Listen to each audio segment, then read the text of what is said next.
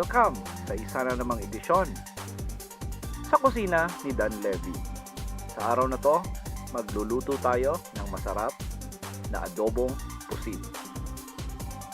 Ito yung ating mga ingredients. Kailangan natin ng fresh squid or pusit, 600 grams, 15 grams garlic, 40 grams onion, 50 grams tomato, 20 grams na it's either green or red chili, 5 grams na salt, 5 grams na sugar, 20 ml ng soy sauce, 30 ml ng vinegar, 2 pirasong dahon ng laurel, at gagamit tayo ng 2 grams na pinitpit na paminta, gagamit tayo ng broth cubes, at saka oil.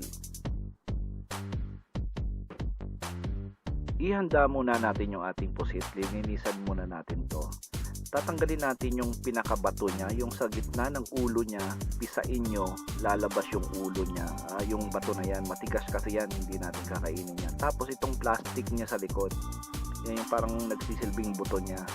Tapos hilahin nyo, tanggalin natin yung ibang ligaments or tawag dyan, yung medyo jelly niya sa dulo. Pero huwag nyo tanggalin yung ink niya, kailangan natin yan. Tapos, hiwain natin to ng mga about 3/4 inch.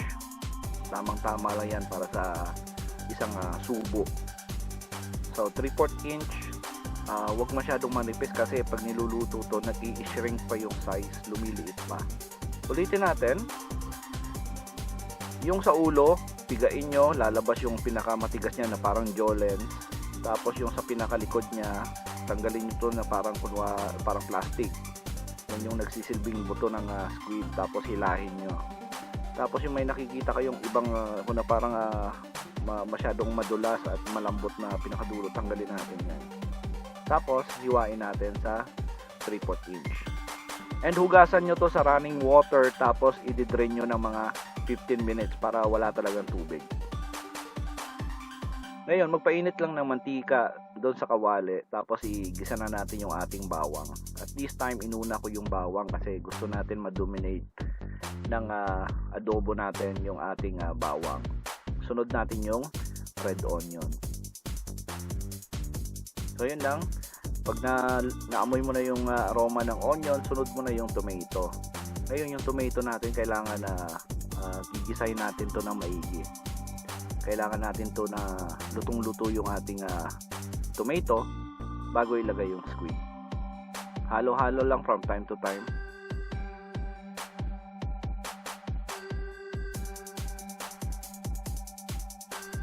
Press nyo rin minsan para mas mabilis siya maluto. Okay. Ngayon, lagay na natin yung ating tomato, yung ating pusit, yung ating squid. Ayan, haluin lang. Wala tayo ilalagay na tubig dito kasi pag nagtutubig tong squid na to yan yung pinaka problema natin sa pag nag-adobo tayo ng squid. Nagtutubig siya, tapos habang niluluto mo siya ng matagal, nagiging maliit yung size niya. Pero don't worry, may gagawin tayong technique para hindi liliit yung masyado yung ating pusit. Lagay na natin yung ating suka, yung ating paumbong na suka. Lalagay na natin yung ating soy sauce, yung sugar natin, tapos lagay na rin natin yung ating salt, tapos yung ating durog na paminta, yung dahon ng laurel natin, tapos lagay na rin natin yung ating broth powder, broth cubes. Okay. Halo lang. Lulutuin muna natin yung ating squid mamaya.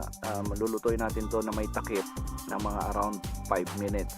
5 minutes lang kasi pag matagal, lalo siyang liliit, tapos magtutubig siya lalo. Pero may gagawin tayong technique dito.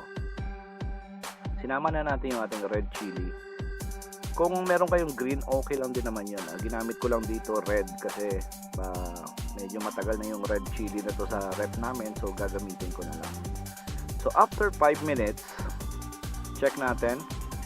Ayan, nakita nyo, hindi pa naman siya gaano kaliit, pero pag pinakuluan mo pa ng pinakuluan yung ating pusit, lalo siyang liliit. Kaya gagawin natin is tatanggalin muna natin yung ating squid. Yan. I-set aside muna natin yung ating pusit para hindi ma-overcook. At saka pa yung pusit kasi pag na-overcook, liliit na nga yung size, magpuproduce pa ng tubig, the same time nagiging makunat siya. So gagawin natin, separate muna natin yung ating mga squid. So ngayon may iwan na lang yung ating sabaw. Gagawin natin dito, pakukuluin natin, pag-i-evaporate natin yung ating sabaw hanggang sa lumapot. So mga it takes around 6 to 7 minutes. High flame, pero haluin nyo ng maigi kasi baka masunog din. Okay? So mga 6 to 7 minutes natin gagawin to.